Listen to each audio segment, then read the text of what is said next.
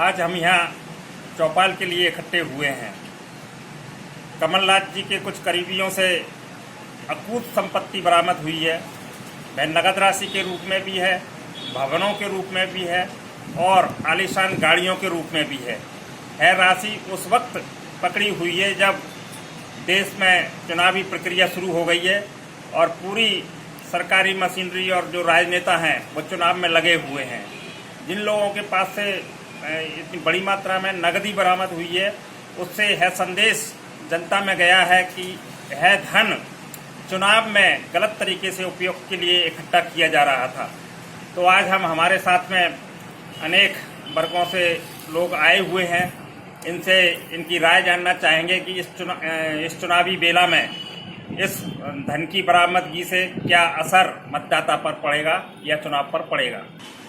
जो ये कार्रवाई की गई है उस कार्रवाई का स्वागत करता हूँ। ये बात अलग है कि विरोधी दलों के लोगों पर एक कार्रवाई की गई है, लेकिन भ्रष्टाचारी कोई भी हो, चाहे वो सत्ता दल के हों या विरोधी दल के हों, उन पर कार्रवाई तो होना चाहिए। हालांकि जो केंद्र की जो सरकार है उसको अपनी निष्पक्षता का प्रमाण दे करके अपने लोग जो भी भ्रष्टाचार की श्रेणी में आते हैं उनके खिलाफ भी कार्रवाई करना चाहिए। तो आपको क्या लगता है कि इसमें पक्षपात बरता गया? नहीं, इसमें पक्षपात वाली बात, पक्षपात तो स्पष्ट तौर पर है ही असल में, लेकिन कार्रवाई की गई है वो गलत नहीं है। उस कार्रवाई को हम गलत नहीं ठहरा सकते, लेकिन एक ट्रेंड चल गया है कि सत्ता में जो बैठा होता है वो विरोधी दलों के लोगों पर कार्रवाई करता है। भाई ठीक है, वो कार्रवाई करना चाहिए विरोधी दलों के लोगों पर, लेकिन अपने लोगों के बारे भी जो भी मतलब भ्रष्टाचार के दायरे में आते हैं उनके खिलाफ भी कार्रवाई की जानी चाहिए। इसका तात्कालिक प्रभाव चुनाव पर दिखेगा? मुझे नहीं लगता कि इसका तात्कालिक कोई प्रभाव चुनाव पर लगेगा। बिल्कुल पड़ेगा। ऐसा लग रहा है कि कांग्रेस सरकार बिल्कुल भ्रष्ट है, पहले से भ्रष्ट है। पिछले 5 सालों में आपने देखा कि भाजपा के किसी भी नेता के पास इतनी बड़ी राशि प्राप्त नहीं हुई। इस तरह का कोई भ्रष्ट नेता कोई नहीं मिला है, और जैसे ही इनकी सरकार बनी है इससे पता चल रहा है कि इतना ज्यादा भ्रष्ट है कांग्रेस। इससे चुनाव पे असर तो पड़ेगा, वोटिंग कम होगी, लोग विश्वास नहीं करेंगे कांग्रेस पे। क्योंकि जन कल्याणकारी योजनाओं की बजट प्रोविजनिंग का तो अभी कमलनाथ सरकार को समय ही नहीं मिला है, तो उसका जो फ्लो होना है बजट का वो अभी नीचे डिलीवरी हुई नहीं है। लेकिन ये आरोप लगाया जा रहा है कि लगभग 3 महीने की सरकार में हजारों की संख्या में नीचे से लेकर के बड़े नौकरशाहों के स्थानांतरण किए गए हैं।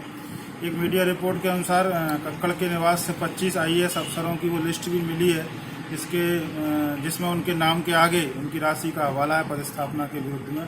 तो ये मुझे लगता है केवल जो तबादला उद्योग से धनराशि एकत्रित की गई है उसकी राशि है, और जन कल्याणकारी योजनाओं को चूंकि अभी क्रियान्वयन करने का मौका सरकार को तकनीकी रूप से नहीं मिला है, तो इसलिए केवल तबादले की राशि है। और चूंकि चुनावी समय में इतनी बड़ी राशि बरामद की गई है तो स्वाभाविक है इसका उपयोग चुनाव में किया जा रहा होगा। दूसरी बात है कि प्रवीण कक्कड़ जैसे लोग जो हैं वो हिंदुस्तान के अंदर जो सत्ता और जो नौकरशाही है उसका एक विद्रूप चेहरा है, क्योंकि ये मूल रूप से शिवपुरी के ही रहने वाले हैं।